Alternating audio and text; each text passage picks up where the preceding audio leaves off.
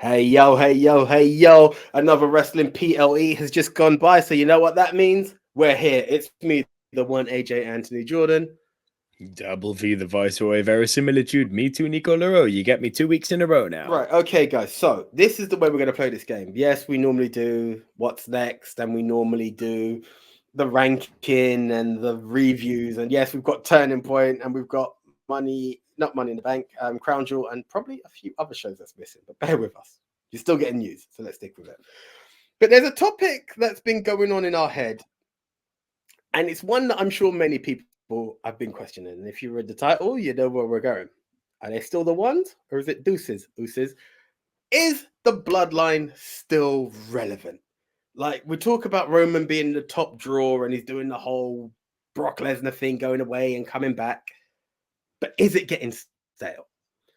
Now, I'm in a way, look, I've waved the flag that he didn't necessarily need to drop at Mania. Nico, on the other hand, is very different to that.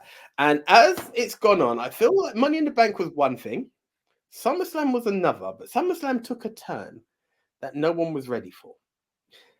The splitting of the Usos, and it became very stupid very quickly. And with that, it left everyone in a bit of an awkward part because Jimmy gives a speech of, I'm doing this because I don't want to see what it does, how it consumes you. And we can't follow this evil tyrant of a cousin. I've got your back, Solo. I will protect you against him.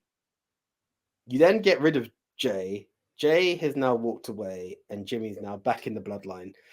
And don't get me wrong, from what I can see, Jimmy gives a lot of comedic moments. Yeah, we've found out how much of a comedian Jimmy Uso can be, but that's not what the bloodline is about. Yes, you can have comedic moments, and Sami Zayn delivered that. We need the power, and that's where it's a bit weak now. We've got essentially Nico calling Solo the B. We've got Jimmy who's literally owning the role of the B, and this isn't helping in what they're trying to build, because essentially what they are trying to build and why Jay's on Raw is Uso versus Uso. Give them their match at Mania, which I believe should have happened last Mania. Yep. It should have been a deuce where they convinced everyone that he had gone with Sammy. Screw them. Like, there was a way of doing it, and then you got Sammy and KO versus the Usos at WrestleMania Backlash. Obviously, you don't get your WrestleMania moment with that, but that's how it would have expanded. Get the bloodline strong, make it look the part, then they disintegrate. Yep. We are where we're at. How do you feel? So I'm going to let you take the rule, Nick, because it was essentially your question based off the fact that you think it's disintegrating, but Roman still looks strong at Crown Jewel. So take the lead. So this is the interesting thing. Crown Jewel kind of threw a monkey wrench into my mindset, because obviously you can't evaluate Roman on not being present, right? And him not being present is not his fault. That speaks to a larger problem within WWE of literally wanting big numbers because they're big. Oh, Hogan's record is in sight. We don't really have anyone left for Roman to feud with, which is the mindset. And it inherently annoys me because they really do. You could go with Bobby Lashley. You could go with AJ Styles. You could have done that long tease Shinsuke Nakamura thing, which is going back over a year now. You could do another run with Sheamus. Like, there's so many people he can go with. You could bring people up from NXT. You have him go with Braun Breaker for one PLE for some shibs and giggles. There's a plethora. Carmelo Hayes, why not? There's, if we're all about Roman buries everyone, then bury everyone. Yeah, look, when I left, because a lot of I was at WrestleMania 39 in Los Angeles with Denver Tech. My feelings about how that match ended, Den will back me up on this. The one thing I left saying, despite the fact that I wasn't happy, is like, fine. If you're going to do this, double down on him. Make Roman the actual GOAT. Make him beat Hogan. Make him beat Bruno Sammartino's first run. Do it. Do 6,000 days. Why the hell not? But then make him more regular than he's been. If you're going to do a 6,000 day run, I've got no issue with it. It would actually be, if anything, something really shocking to see in the modern age. there's a part of me, this kind of, if we're going down this whole book it because big numbers are big, don't let him lose at Mania in Philadelphia. Oh, but it's a 40. It's one of the big Manias. They're all big. It's WrestleMania. He doesn't need to lose at Mania. I'm going to put that energy out there right now. If you really want Roman to be, to have this Vince McMahon's wettest dream legacy, do it. I'm here for it. I won't have a problem when AJ and me, in 10 years' time, 20 years' time, looking back and going, how about that 6,000-day Roman Reigns run? But I want to look back on that if they're going to do it and say, how about that 6,000-day Roman Reigns run, and actually remember some moments. Yeah. And at this point, there are moments I remember, but they're getting paper thin. And I think that's down to the fact that WWE are in this mindset of, oh, we need to protect him until Mania, so there's no one to feud with, so he can't have matches. BS. There's plenty of people he can have matches. That's one problem. The other problem, aside from his absence, which again is on WWE, not on Roman, is that it's all getting into the realm of predictability now. I think what you pitched in our WhatsApp group the other night of, if you're going to have him lose not at Mania. Yeah. Because this title run, because it's WWE's booking system, I can't tell who's going to beat him, but I'm quietly confident I can tell when they're going to beat him. It may not be Cody who dethrones him at Mania 40. It could be Gunther. Who knows? It's most likely Cody. Could be Solo. Who knows? They may strap a rocket to Solo. Cody's the only one that makes sense based on the storylines that we've got at our disposal right now as of the 8th of November. But look, Big E could come back at the Royal Rumble. And he goes and gets Roman. What a story that would be. Right there, you've got Kofi Mania Part 2. 3-month run, and my God, he's come back and he's dethroned Roman. Drew could do it. I don't know. Redemption for Clash at the Castle. There are many arcs that you can go with. Just none of them feel very satisfying. None of them feel very worthy of dethroning even Cody. And that's because they didn't do it last year. Cody now dethroning Roman doesn't feel special. It feels like, genuinely, if Cody beat Roman at Mania 40, even with all of you being hyped, I'd be like, yeah. It wouldn't hype me because you know when it's coming, you most likely know who it's coming with. And when you've put predictability into a title reign this long, it makes the payoff feel not special. You knew that Thanos was going to lose in Avengers Endgame, but my God, the journey they took us on to that loss was amazing. I need a assemble. I need a moment like that to know that now you are flubbed. This guy is about to kill you, and it's been 3, 4, 5, 6 years coming. You need that moment of the Avengers charging the battlefield. You need a moment where Thanos realizes, I'm in trouble. Roman is Thanos. Roman is the acknowledged click finger Thanos. He needs to have a moment, like when he fought Captain Marvel, where he headbutts someone and it does nothing, and he's like, uh-oh. Yeah. But what they're doing is they're making with the exception of Crown Jewel, which I'll circle back to, but they're kind of doing this melodramatic nearly booking, so that every time he headbutts someone and that there's no reaction, he does this uh-oh. That uh-oh has been diluted because they're doing it in every match. And so now we come to Crown Jewel, and I don't know what to make of Crown Jewel, because I was saying for the longest time that all I just said, that it's got stale, it's not good that he's on TV, it's absent, it's going to be Mania 40 because it's WWE. Surprise me. Please surprise me. Make him lose at a pay-per-view that's not Mania. Make him lose at a pay-per-view that's not Mania to someone who's not Cody, who will actually feel powerful. Problem is you haven't built anyone up that will make me go, wow, no, you're going to do it. But he kind of twatted LA Knight. Like what I said. Like what I said in the WhatsApp group, like, yeah, the ovation LA Knight got was amazing. Did he look like a superstar? Absolutely. Do I like LA Knight? Yes, I do. you could have had Roman beat him clean without any interference from the bloodline, and I would have bought it. Like, that was a one-way match, man. Roman That was was definitely Roman he was the looking aggressor. dominant again. Yeah, He was the that aggressor. He was definitely the Roman aggressor. looked dominant again. LA Knight had nothing to offer.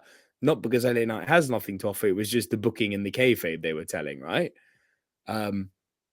But that was a twatting. As far as I'm concerned, Roman twatted LA Knight, and I reckon LA Knight's now going to become, like a Cesaro from earlier in Roman's reign, where it was like a one and done title thing. You don't get another one. There's no part 2 and part 3 for you.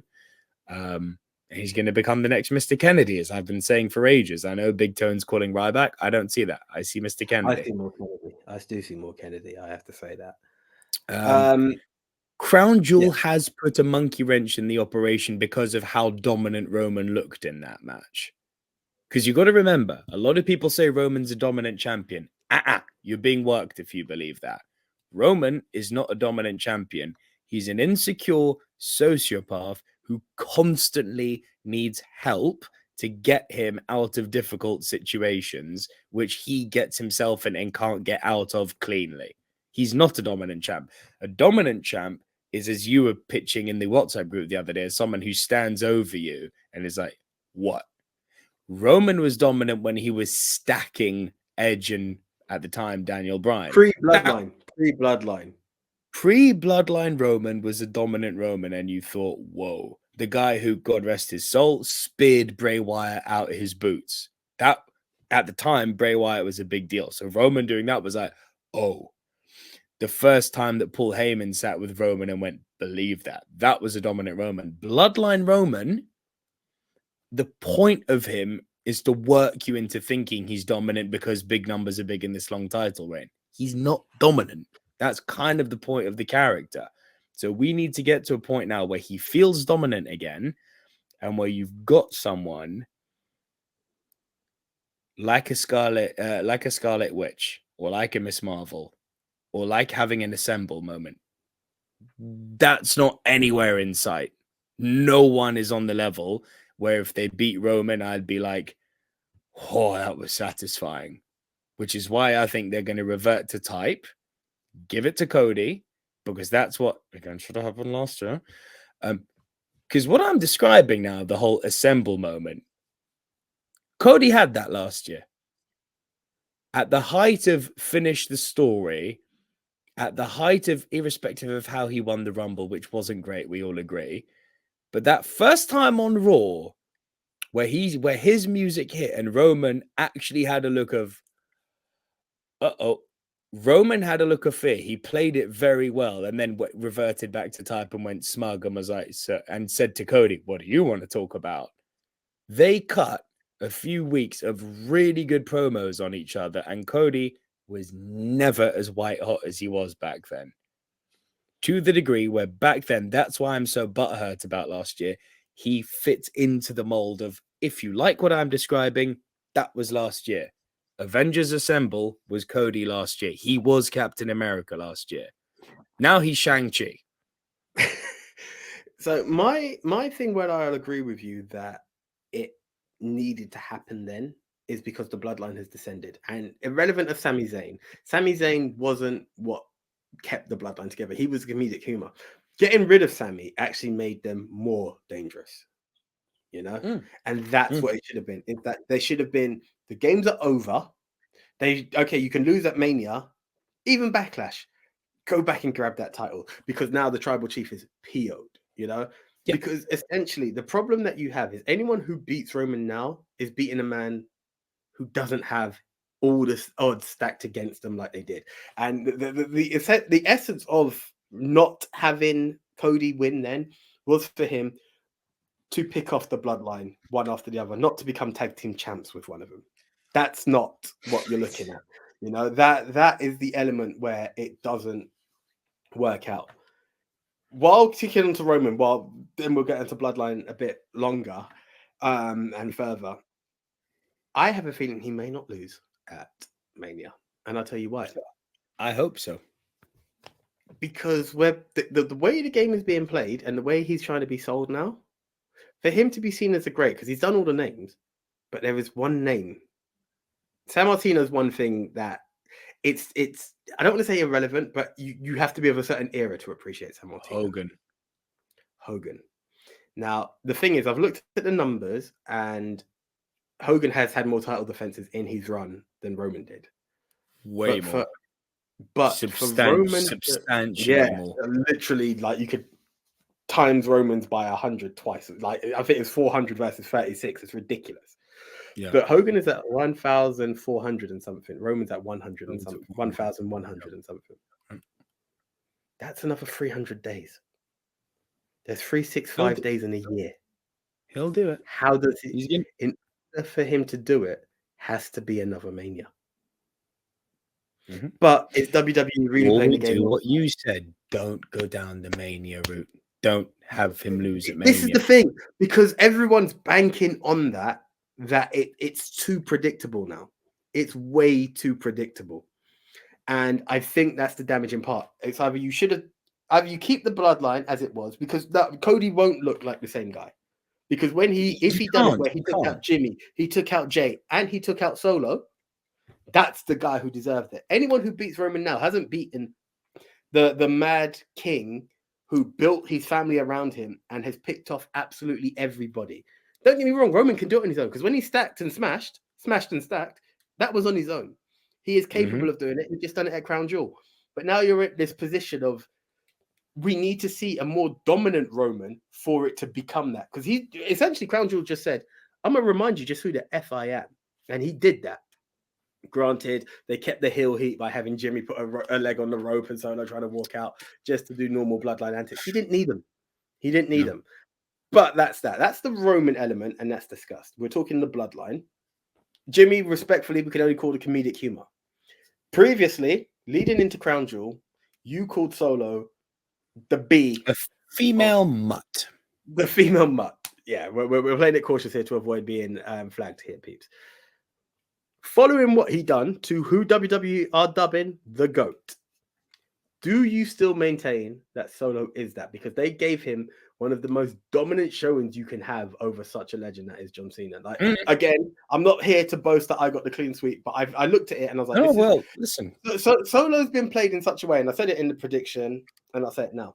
He's been played in a way that I don't even know how many matches he's had, but it's a case of him being the enforcer. He's lost more than he's won. Sorry. He's won more than he's lost. Get it there eventually, but not by as much as you think. That's the thing, the Kool-Aid that I'm saying people are buying into.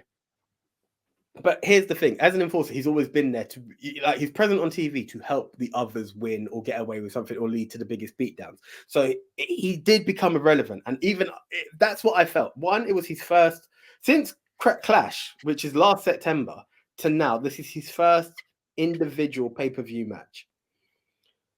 You put him against, it's his first, all the others have been tagged. This is his first one. And you put him against Cena. On a PLE, not on a as a gen. Yeah. Raw, SmackDown, whatever he's done in between, I couldn't really care. But with that, you're now trying to do it, and he was getting a bit stale. And this was a turn again. I feel like it's a turning point for the bloodline, because now people are taking him seriously when they weren't before. He was the guy jumping through every table. Everyone thought, well, I wasn't, but look what he did to my boy. You know, how do you feel about him? Do you still see him as that runt of the litter, the irrelevant one of the bloodline? It's so hard to say after that showing, isn't it? Because on the one hand, I don't want to get trapped in, the adrenaline prison, as it's called, where you're hyped about something and you let that blur your vision. They say never review a movie, for instance, after you step straight out of it, because if it's really bad, you're not going to give the other side, and vice versa. It's the same with a wrestling match at the end of the day. Was that the performance? You said it perfectly. He needed that win. Was that the performance that was needed? Yes. Was that the win that was needed against the person that it was needed against? Yeah. Hell yeah. Ask me at the Royal Rumble if I still think he's a mutt, because I don't know how they're going to book him. If they're going to, I keep on saying revert to type, but if they're going to revert to type now and he's like, cool, he's had his win, now sit down. I'll be like, you know who else sits like a good boy?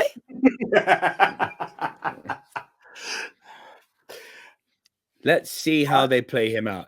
If he's now going to go keep protecting Roman, but actually start to look dominant, because Solo's like Roman. He's one of these guys which people, oh, he's really dominant. I'm like, he's not. He's not. He's only won 51% of his matches. That is not a dominant number. That means he's lost nearly 50% of his matches. That's not dominant. Dominant is what Will Ospreay just did in the last 6 months. Tanahashi, Takagi, Omega, Jericho, Edwards, destroyed. Yeah. That's dominant. You go after every single big person out there in non-title matches and wreck shop against guys who on any other time would be like, Ospreay's great, but probably Omega. Ospreay's great, but probably Jericho. Ospreay's great, probably Tanahashi. Oh, and his big rival, Okada. You beat him too. Yeah. That's dominant. The run Will Ospreay at the moment is on now is dominant, and it's why he's the hottest property in wrestling. That's dominance. And he doesn't need to be someone who goes, it's like, did you see that? That was the dumbest shib I have ever seen. So here's the funny thing. I was actually spoke to his thumb. The camera went on him. He spoke to his thumb like that. It's like, boy. I was actually on my way to a show while it was there, and I'm like checking in on the network every 2 minutes because I want to see, because I knew that was my make or break point. You know, it was literally like fortune favored the bowl on that one, and I was like, I saw him dominant, and I saw him staring at the made thumb. Sense the way you broke it down. And the more I saw him staring at his thumb, the more I was like, I understand that it's a powerful tool, but let's relax. It's not a shotgun. You know, we all have thumbs. Like, let's relax. I understand that it does something. You've mastered what to do with your thumb, but let's relax. To me, again, it's how you book him now, and I feel that Solo. Do you know the biggest problem with the Bloodline right now, respectfully, is Jimmy? Because had it just been Roman and Solo, yeah, and it's Solo going out there, literally wrecking shop, yeah, eliminate the comedy, because this is what we're doing now. Roman could come back, and because Bubba Ray's just said it recently. I read it just before we came into recording, actually, and he was saying like Roman's a big deal, and this is the problem: is that Roman's annoying in the Brock Lesnar element of they're gone, they don't fight, they're not a dominant champ, the numbers are just racking up, but what does it matter? Like I still get gassed when I hear his music. You can't help but feel it because Roman is a freaking presence. He just has it with him.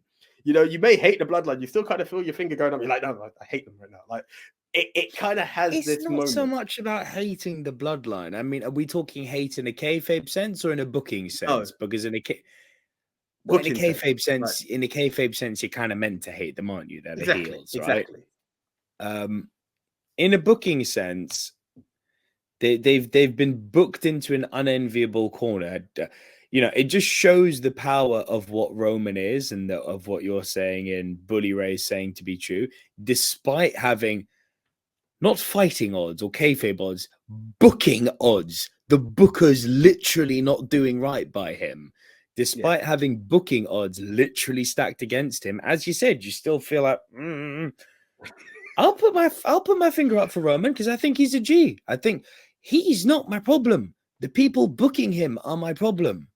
Because it shows despite 3.5 years of dominance, it still shows a complete lack of faith in their top guy. They think that the best way to make him look good is to have big numbers because big numbers are big. And it's once again them failing to realize that, like, no dum-dum. You make someone look big and give their big numbers importance by actually having them tear up shop. Now, guys, this is what I'm going to call it. Put your comments below. What are your thoughts on the Bloodline?